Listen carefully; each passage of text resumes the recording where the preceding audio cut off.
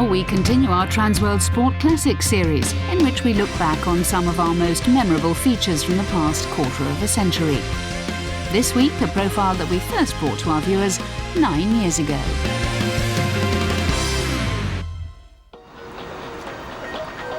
In August of 2003, all eyes were on Paris as the Athletics World Championships came to the City of Light. Transworld Sport joined the masses who flocked to the French capital, but rather than head straight to the Stade de France, we followed the sounds of a party taking place on the banks of the River Seine. It was there that we found the young man we were looking for, a Jamaican sprinter by the name of Usain St. Leo Bolt. As luck would have it, we caught up with Usain on his 17th birthday.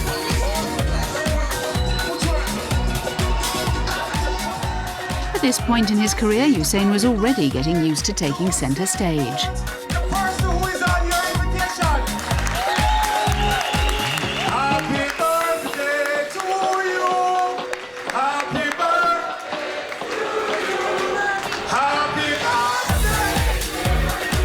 The teenager's times over 200 and 400 metres before arriving in Paris meant that there were many people eagerly anticipating their first chance to see him run.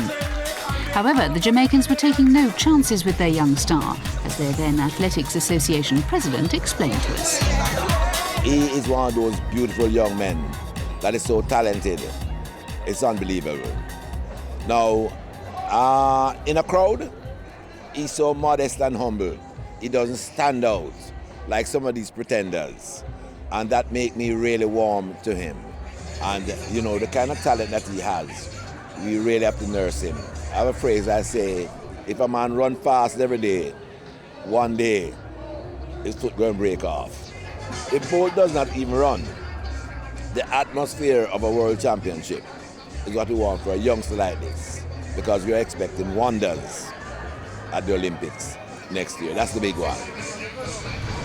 Those hoping to see the lightning bolt strike in Paris were disappointed, as his team decided that the time was not quite right. Nevertheless, we'd seen enough to know a trip to the Caribbean would prove well worthwhile. Hey, Transworld Sport, you made it. Welcome to Jamaica. 1 month on, in September 2003, and we were travelling along the coast from Montego Bay to Trelawney, a Jamaican parish that had a reputation on the island for producing fast runners. Some said there was something special about the local honey that packed them full of energy. Whatever the reason, Usain Bolt was one of the most talented sprinters to have emerged from Trelawney in a long time. In 2002, then aged 15, and in front of adoring home fans in Kingston, Bolt became the youngest ever junior world champion when he won the 200 metres. His performances at the junior level had made him Jamaica's most exciting and popular athletics prospect. I really am proud of myself too for doing so well and making Jamaica proud. And I know Jamaica fans will always be behind me 100%. So I just like thank them for everything they have done for me, from World Juniors they have been keeping and been pushing me onwards. At this time, Bolt had recently graduated from his local high school, which meant an end to his relationship with Dwight Barnett, the school's sports teacher who, as Usain's coach, had helped him begin realising his potential. Given Bolt's age, Barnett had decided to limit his weight training to ensure his muscle development remained in harmony with his growing body. The flexibility work they concentrated on helped Usain make the most of one of his natural attributes, his height. My 200 style, and really I just sprint out to run the corners fast. That's the main thing in a 200 meter. But when I come off, I always try to get tall. When you get tall, when I get tall, I seem to go a little bit faster. Back then, some wondered if Usain's height, he was 6'4" by this stage, might actually start to work against him, especially over 200 metres. But that wasn't a concern that Barnett shared. People saying that Usain will be going tall, I don't think so.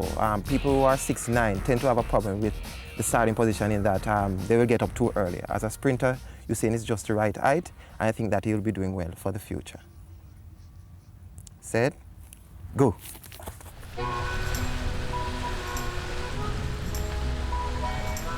In 2003, Bolt was seen more as a 200 and 400 metre runner rather than a 100 and 200 sprinter. He was already being compared to one of his heroes, Michael Johnson, and the Jamaican teenager was flattered by the comparison. He's always relaxed, no matter what kind of pressure he's under. He always stays relaxed. Don't try to really do over anything different from his normal running plan. I just always watch that and I try to keep relaxed, just like him.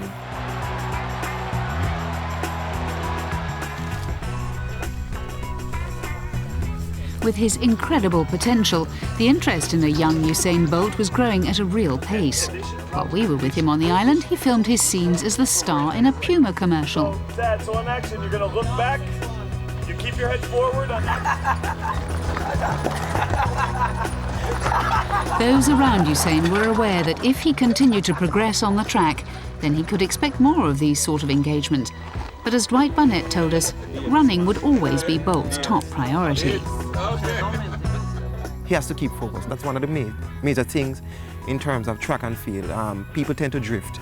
Once you're in it and you love it, I think you have to keep focused. Training is very important. A lot of people tend to drift away from training, but I want to tell you, saying that you will have to continue training and training very hard. Despite scholarship offers from US colleges, it was felt that staying in Jamaica would suit Bolt better. By this time, he'd already turned professional, and among those helping to guide him was Norman Pert. Pert would go on to relocate to Kingston with Bolt, where he would have access to the best training facilities on the island.